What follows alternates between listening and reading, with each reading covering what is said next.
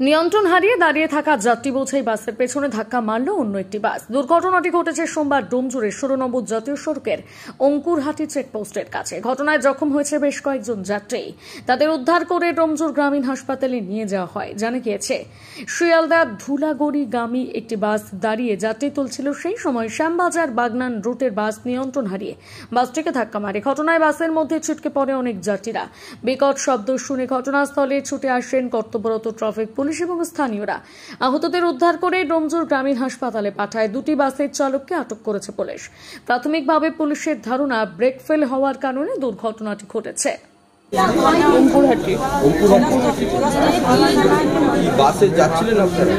বাসে করে আমি তো নিমদিঘি যাচ্ছিলাম, দক্ষিণেশ্বর থেকে বাসে উঠেছিলাম, নিমদিঘি নামবো, হসপিটাল যাব।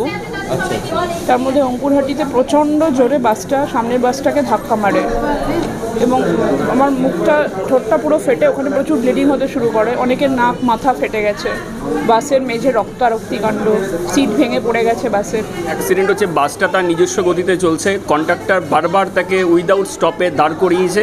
রাস্তায় বৃষ্টি হয়েছে, জল ছিল, ড্রাইভার ব্রেক কন্ট্রোল করতে পারেনি, একটা বাসের পিছনে গিয়ে মেরেছে। সামনে আমি সহ আরও কয়েকজন মহিলা ছিল, তাদের অল্প বিস্তর লেগেছে, কিন্তু পিছনে যারা ছিল, আমার বাস স্টপ ছিল, নামার কথা আমার রানীহাটি মোড়ে, কিন্তু তার আগেই বাসটা অ্যাক্সিডেন্ট হয়ে যায়। অঙ্কুরহাটিতে অ্যাক্সিডেন্ট হয়।